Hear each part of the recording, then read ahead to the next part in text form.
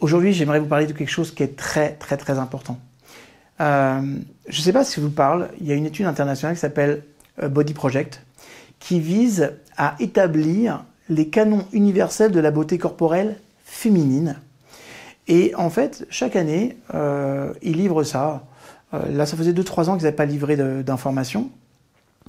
Et en fait, ils donnent donc une espèce de matrice. Regardez la photo que je suis en train de vous mettre. Voilà la matrice où les personnes vont s'évaluer personnellement et vont dire quel type de silhouette, quel type de silhouette j'aime. D'accord ? Et en fait, il y a des milliers de personnes qui sont consultées chaque année. C'est vraiment énorme. Et le but, c'est de voir, c'est d'abord les tendances. Est-ce que dans les pays d'Afrique ou dans les pays d'Asie ou dans les pays occidentaux, on aime les mêmes standards de beauté ou pas? Ça, c'est vraiment intéressant. Et parce que les choses sont très subjectives. Et vous savez, parfois, ces standards de beauté qui disent que la femme doit être mince, filiforme, eh bien, pas du tout. Avant de démarrer sur cette étude, je voudrais vous dire une chose. En neuromarketing, les neuromarketing ont beaucoup étudié l'univers de la mode et du luxe, notamment pour vendre des robes très très chères. Donc, ne vous posez pas la question de savoir pourquoi les femmes qui défilent pour les grandes lingeries, d'abord, sont sans forme, et ensuite, pourquoi elles font la gueule tout le temps. Parce qu'en fait, vous devez savoir que dès qu'une femme elle a des formes, elle sous-tente le désir. Ok ? Dès qu'elle affiche un sourire, le cerveau humain est habitué à focaliser son attention sur son sourire et plus sur le reste. Ça veut dire que si vous avez une femme qui a des jolies formes dans sa robe et qu'en plus elle sourit, vous ne voyez plus la robe, vous voyez la personne. Maintenant, les couturiers, ce jour-là, ne veulent pas que vous vous intéressiez au mannequin lui-même. Ils veulent que vous intéressiez à la robe. Et le mannequin est une sorte de porte-manteau, pardonnez-moi l'expression, même si c'est pas péjoratif ce que je suis en train de dire, mais le but, c'est vraiment pas qu'elle orne la robe, qu'elle incarne la robe, mais sans qu'elle se voie. Donc, une fois encore, c'est pas que la mode veut des femmes sans forme, ok ? C'est qu'elle le préfère pour vendre les choses. Maintenant, les choses évoluent très largement. Je ne sais pas si vous avez vu, mais Victoria's Secret a annulé son défilé à cause des Kardashians, parce que justement, on disait que les standards de beauté de Victoria's Secret ne représentaient pas tout le monde, en fait, la Madame Tout le Monde, et que du coup, les personnes ne pouvaient pas se retrouver à l'intérieur. Je pense que ça a été un très très très très gros coup de pub des opposants de Victoria's Secret. Moi, je suis pas d'accord avec ça. Je trouvais le show très très joli, pas simplement pour les femmes, mais le show était chouette, et que voilà, il y a de tout pour faire un monde, et que aujourd'hui, franchement, certaines personnes vont s'excuser d'être jolies ou d'avoir des jolies formes. Donc, c'est important de remettre tout ça dans le contexte, que tout ça, ce n'est que du marketing. Même les personnes qui vont dire bah non, nous on a décidé d'habiller toutes les femmes, croyez-moi, ce n'est que du marketing. Et ce qui est juste important, c'est d'avoir une perception de soi en termes d'image qui est bonne. Aujourd'hui, à travers ce Body Project, en fait, je voudrais vous expliquer que le regard, parfois, de soi sur soi ou des autres sur soi, il peut être différent de ce qu'on va nous penser que ce que les autres perçoivent de nous. En clair, par exemple, les hommes sont loin d'aimer des femmes aussi maigres qu'on ne le croit. D'accord ? En tout cas, aussi maigres que ne le croient les femmes. Curieusement, les hommes, généralement, ils apprécient une femme qui va être à mi-chemin entre, par exemple, la silhouette 3 et la silhouette 4. Alors que les femmes vont juger dans cette étude les femmes plus attirantes, celles qui ont la silhouette 3, par exemple. D'accord ? Alors, posez-vous cette question, c'est quoi votre idéal de beauté féminine ? 58 chercheurs de 46 universités dans 26 pays et 10 régions du monde. Alors, on parle de la Scandinavie, on parle de l'Afrique du Sud, on parle de l'Inde, de l'Amérique, de l'Océanie, ok ? Et ils ont posé cette question à plus de 3600 hommes et 4000 femmes, ce qui fait un très beau panel. Et la question concernait les silhouettes des femmes et plus particulièrement leur corpulence. Et en fait, les chercheurs proposaient au sujet de cette étude une série de 9 silhouettes, comme je vous l'ai présenté sur la photo, qui allaient de la plus maigre à la plus grosse. Et en fait, les hommes devaient désigner la plus attirante et les femmes, celle qui, d'après elles, serait jugée la plus attirante pour les hommes. Il y avait une étude dans VSD il y a ça quelques années, ça remonte à 7 ans en arrière, qui avait déjà mis en place non, 10 ans en arrière, 10 ans, oui, 10 ans. Et en fait, ils avaient déjà mené cette étude en France, et c'était curieux parce qu'à l'époque, le standard de beauté, ça allait être Kate Moss, qu'on appelait la brindille, je vous le rappelle, donc une femme plutôt sans forme, alors que les hommes allaient préférer du Sophie Marceau à l'époque, c'était de la Monica Bellucci, donc des femmes qui affirment des formes. Voilà. En tout cas, si je reviens sur cette étude, les résultats ont été consignés dans le projet de Body Project. Et en fait, on s'est rendu compte qu'il y avait des différences interculturelles.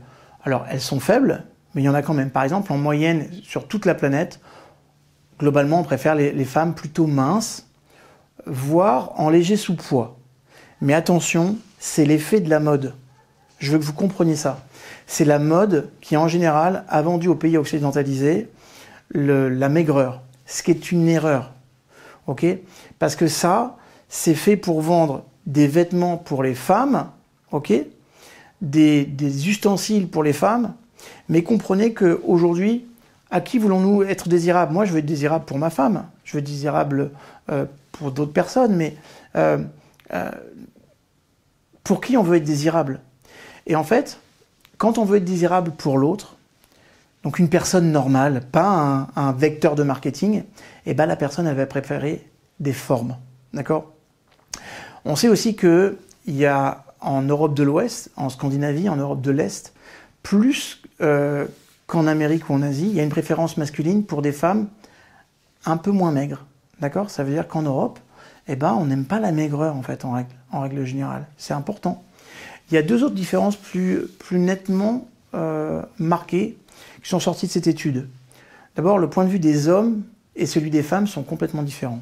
Les hommes sont loin d'aimer les femmes aussi maigres, comme je vous le disais, et ils apprécient généralement vraiment les femmes qui sont à mi-chemin, donc carrément au milieu, hein, entre la femme réellement maigre et la femme qui est vraiment en surcharge pondérale. D'accord ? Et une fois encore, je vous dis la faute de ça, c'est les médias. Selon l'étude, la faute aux médias qui présentent un idéal féminin qu'on appelle famélique. Ça veut dire quoi ? Ça veut dire débarrasser de ses formes. D'ailleurs, les scientifiques ont évalué les pratiques médiatiques des participants et ont constaté que c'est la consommation de médias occidentaux qui va insérer le goût pour les silhouettes de plus en plus maigres. Deuxième différence, et elle est importante aussi, c'est l'écart entre la ville et la campagne. Par exemple, en Afrique du Sud et en Malaisie, deux pays où l'enquête a été menée séparément en milieu rural et en milieu citadin, eh ben, les femmes de corpulence moyenne sont appréciées dans les campagnes et les plus maigres à la ville. Et par exemple, dans la région rurale de Sabah, en Malaisie, par exemple, on va préférer la silhouette numéro 6. Et dans la capitale, qui est Kuala Lumpur, ça va être la silhouette numéro 3. Et cette différence s'explique à la fois par l'influence des médias et par le lien qui existe dans les campagnes entre la corpulence et l'aisance matérielle.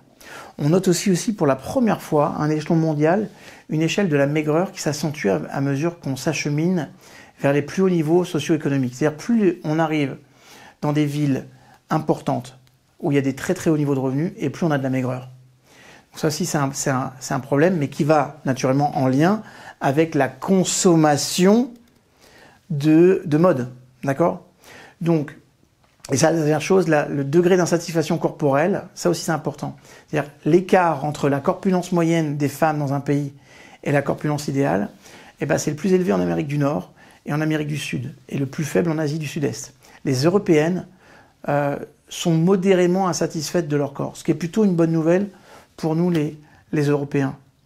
Pourquoi je vous ai parlé de cette étude aujourd'hui ? Pour vous dire que ce soit Body Project ou que ce soit les sociétés de marketing qui nous vendent leurs produits, c'est eux, comprenez une chose, ce sont eux qui décident, comprenez une chose, c'est que ce sont eux aujourd'hui qui décident quel doit être notre corps idéal. mes chouchous, il n'y a pas de corps idéal. Il n'y a que celui dans lequel je me sens... Kate! Kate, viens ici. Stop! Kate qui fout le bordel. Vous voyez, un vrai chien. Oui, je vous le disais, c'est à vous de choisir votre corps. C'est à vous de décider qui vous êtes. C'est à vous de décider un corps dans lequel on se sent bien, c'est la seule clé. C'est-à-dire, je dois me sentir jolie. Je dois m'apprécier de l'intérieur, je dois être apprécié de l'extérieur. Si vous vous aimez avec des formes, aimez-vous avec des formes. Si vous aimez sans forme, avec moins de formes, mais par contre, ne laissez pas un standard dicter qui vous êtes. Parce que cette motivation extrinsèque, en fait, va vous nuire. Parce qu'en fait, en permanence, vous allez vouloir vous adapter en termes d'image à quelque chose qu'on vous impose et qui n'est plus en lien avec soi. Et puis aussi, dernièrement, gardez de l'esprit critique et intelligent, je vous en supplie. Ça veut dire quoi? Ça veut dire que quand tu as 50 ans, 60, 70 ans, quoi qu'il arrive, tu n'auras plus jamais ton corps de 20 ans. Okay, tu peux être encore très beau, tu peux être très belle, okay, mais une fois encore, évitez de faire tout le temps coller la vision que vous avez de vous vieillissant avec une vision de vous étant très très très jeune.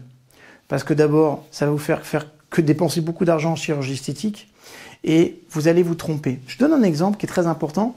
Moi, parfois, quand j'interpelle les chirurgiens esthétiques, ça les dérange et ça les met très mal à l'aise. Par exemple, sachez qu'une personne qui va se faire tirer les traits ici, d'accord, qui va se faire tirer les traits du visage, une femme qui va se faire tirer les traits du visage, c'est pareil pour les hommes, hein, mais c'est beaucoup les femmes qui font ça quand même.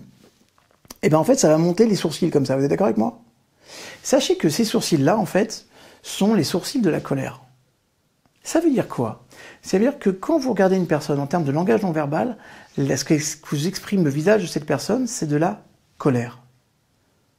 Alors, franchement, est-ce que c'est exactement ce que vous voulez quand vous faites tirer les traits? Non, vous voulez être séduisante, donc être attractive. Mais au lieu de ça, en fait, sans vouloir, pour paraître plus jeune, en fait, vous envoyez un message qui est un message repoussant parce qu'en fait, c'est un message de la colère. Donc, c'est important de comprendre tout ce langage non verbal parce que peut-être que si vous le saviez, vous ne feriez pas ce genre d'opération écouteuse qui sert à rien. Et mesdames, messieurs, assumez ces rides.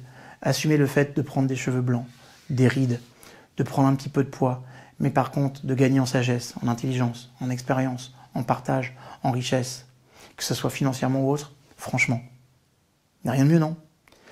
Le propre de tout ça, c'est, quoi qu'il arrive, assumez-vous. Commencez par vous aimer qui vous êtes, comme vous êtes, tel que vous êtes, et devenez la personne que vous avez envie de devenir, mais pas en lien avec des standards qu'on vous impose, en lien avec des choix que vous faites pour vous parce qu'ils sont bons et parce qu'ils sont justes. Ça marche, mes chouchous? Je vous aime. Partagez cette vidéo. Il y a un tas de personnes qui ont besoin de sortir de cette maigreur, qui ont besoin de sortir de ce positionnement, et ça peut nous aider parfois d'avoir une vision un peu plus juste des choses.